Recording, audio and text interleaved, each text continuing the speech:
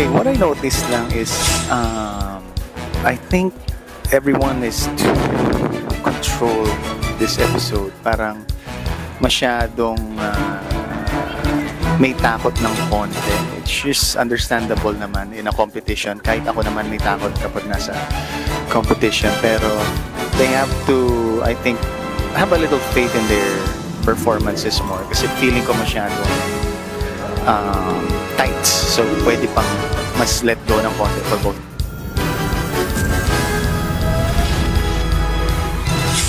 Grabe, nag-iinit yung laban ni Martin at Inigo. Tsaka gusto ko yung tumayo si Martin kanina and pinakita niya na palaban talaga siya.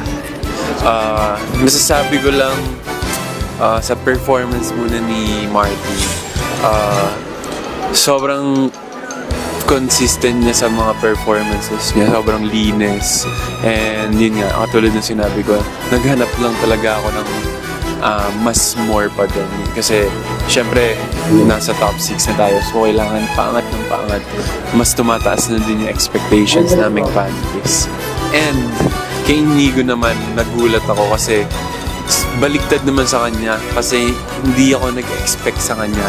Kasi, yun nga, parang nanggaling nga siya sa mga unang performances na meron pang mga kulang.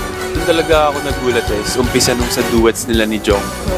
Inisip ko kung paano niya aangatan yun. And nagulat talaga ako ngayon na grabe yung binakita niya. Kaya congratulations sa inyong dalawa. And kung sino man yung manalo, congratulations. And kung sino man yung hindi pala rin, parehas kayong magaling. Alam kong malayo pa yung mararating nyo.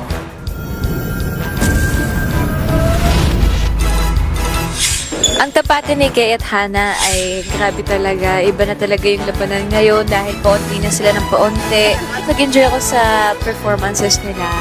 Every time na nandito ako, para akong nanonood ng concert. Dahil ang gagaling nilang lahat. May kanya-kanya silang mga storya, may kanya-kanya silang mga message na gusto nilang makonvey habang nasa stage sila. So, sobrang nag-enjoy ako at sobrang kinakabahan ako for the both of them.